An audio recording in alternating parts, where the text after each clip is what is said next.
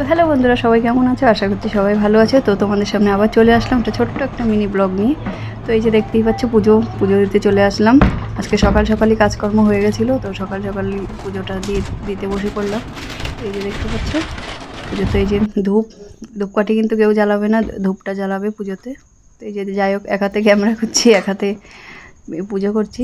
তো একটু কষ্ট করে দেখে নিও, কিছু মনে করো না, ঠিক আছে? এই যে দেখো, পুজো পাঠ দেওয়া আমার কমপ্লিট হয়ে গেছে। কেমন লাগছে অবশ্যই কিন্তু জানাবে। এই যে আমার ঠাকুরঘরটা দেখে নাও, কেমন লাগছে একটু কিন্তু কমেন্টে জানাবে।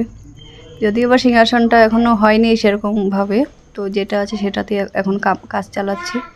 তো পরে নেক্সট নেওয়ার চেষ্টা করব। তো এর ফাঁকেই পাশ দিয়ে ছাতু বিক্রি করতে যাচ্ছিলো একজন, তো ওনার থেকে ছাতু নিয়ে দিলাম। তো একটা ছিল জবের ছাতু, একটা ছিল ছোলার ছাতু। তো গরমকালে নাকি জবের ছাতু খাওয়া খুবই ভালো, ছোলা আর জবের ছাতু মিক্স করে সবাই খাবে গরমকালে, ঠিক পেট নাকি ঠান্ডা থাকে, অবশ্যই তোমরা খাবে, ঠিক আছে? আর এই যে এদিকে রান্না বসিয়ে দিয়েছি, অলরেডি আলু ভাজা বসিয়ে দিয়েছি, কি হবে সেটাও তোমাদের দেখাবো। আর ছেলেরা অনেক দিন ধরে বায়না করছিল, মোবাইলে অনেকে শর্টসে দেখছিল যে বিস্কিট দিয়ে কী করে আইসক্রিম বানায়।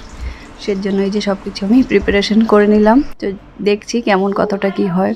তো যাই হোক, এই যে সব কিছু রেডি করে নিলাম। এখানে একটু ডেয়ারি মিল্ক দিয়ে নিলাম আগে কাপে, আর এই যে ওরিও বিস্কুট দিয়ে দেখি এরকম করে ঢেলে ফ্রিজে রেখে কতটা কি হয়। এই আমি প্রথমবার ট্রাই করছি ওদের জন্য। ওরা বলেছে, বলে স্কুল থেকে এসেই যেন দেখি যে তৈরি করা আছে। তো যাই হোক, এর জন্য ওদের জন্য একটুখানি চেষ্টা করছি, জানি না কি হবে। তো কী হবে সেটা তোমাদের দেখাবো পরের ভিডিওতে, অবশ্যই কিন্তু তোমরা দেখবে। আর এই ভিডিওতে কিন্তু অবশ্যই দেখবে পুরোটা। তো যাই হোক, এই যে তারপরে দেখো এগুলোকে প্যাক করে নিলাম, আর এই যে চামচও দিয়ে দিলাম। অনেক দিন ধরেই ভাবছিলাম কিন্তু এরকম ছোটো সাইজের চামচ পাচ্ছিলাম না, তো আজকে পেয়ে গেলাম, তো ভাবলাম আজকেই বানিয়ে নিই। তো বিস্কিটগুলো অনেক দিন ধরে রাখা ছিল ঘরে, তো চামচের জন্য করা হয়নি সেরকমভাবে, তার জন্য আজকেই করার, মানে চামচটাও পেয়ে গেলাম আর এই আইসক্রিমটা তৈরি করতেও দিয়ে দিলাম। আর এদিকে দেখো মশলা আমার অনেকটাই কষে গেছে, এদিকেও দেখছি আর ওইদিকেও করছি, আজকে এই হলো আমার সাথে। তো যাই হোক, এই যে দেখো রান্না প্রায় আমার কমপ্লিট। তো কমেন্ট করে জানিও এটা কী রান্না করলাম। তো যাই হোক, রান্না মোটামুটি কমপ্লিট হয়ে গেছে, মোটামুটি কেন পুরোটাই কমপ্লিট হয়ে গেছে। তো তারপরে এদেরকে খেতে দিয়ে দিলাম।